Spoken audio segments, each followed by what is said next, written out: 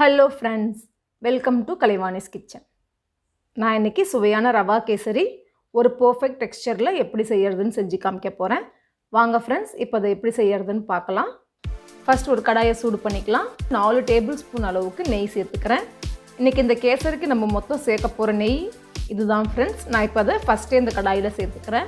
ரவையை வறுக்கிறதுக்கு முன்னாடி ஃபஸ்ட்டு முந்திரி திராட்சையை வறுத்தெடுத்துக்கலாம். இப்போ நெய் நல்லா சூடானதும் தேவையான அளவு முந்திரி சேர்த்துக்கலாம். எப்பயுமே முந்திரி வறுக்கும் போது ஃப்ளேமை ஸ்லோ பண்ணிவிடுங்க.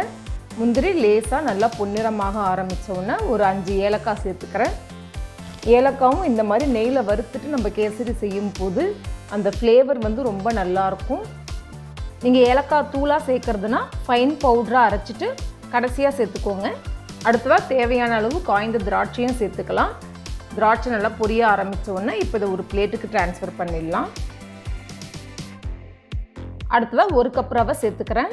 சேர்த்துட்டு ரவையை மீடியம் ஃப்ளேமில் வச்சு 4-5 நிமிஷம் கைவிடாமல் வறுத்துக்கோங்க. இந்த ரவா கேசரி ரொம்ப ஈஸியான டிஷ் தான் ஃப்ரெண்ட்ஸ். ஆனால் நம்ம இந்த ரவா கேசரி பண்ணும்போது ஒரு 2 ப்ராப்ளம் ஃபேஸ் பண்ணுவோம்.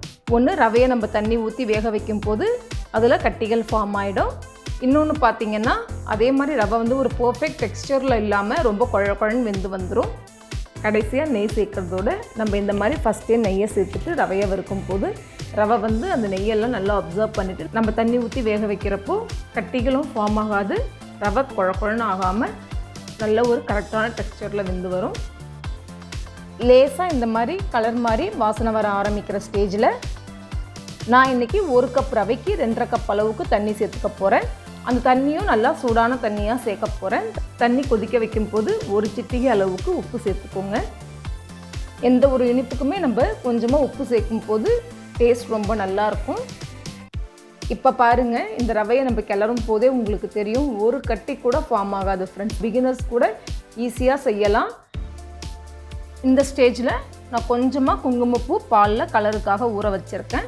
அதையும் சேர்த்துக்கலாம். சேர்த்துட்டு நல்லா மிக்ஸ் பண்ணி விட்டுருங்க. மிக்ஸ் பண்ணி விட்டுட்டு பாருங்கள், ரவை தண்ணியெல்லாம் நல்லா அப்சர்வ் பண்ண ஆரம்பிச்சிருச்சு. ஃப்ளேமை ஸ்லோவில் வச்சுருங்க. ஸ்லோ பண்ணிவிட்டு ஒரு 2 நிமிஷம் மூடி வச்சிடலாம்.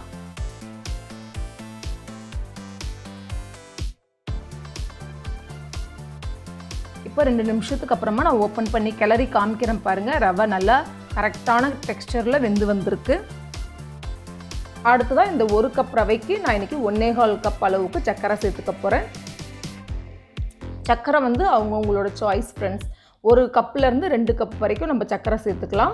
நான் 1.25 கப் அளவுக்கு சர்க்கரை சேர்த்துக்கிறேன். சர்க்கரையை சேர்த்துட்டு மீடியம் ஃப்ளேமில் வச்சு நல்லா கிளறி விடுங்க. சர்க்கரை நல்லா மெல்ட் ஆன உடனே ஒரு 5 நிமிஷத்துக்கு ஸ்லோ ஃப்ளேமில் வச்சுருங்க. அடுத்ததாக இப்போ நம்ம வறுத்து வச்சுருக்கிற முந்திரி, ஏலக்காய், திராட்சை இதையும் சேர்த்துக்கலாம்.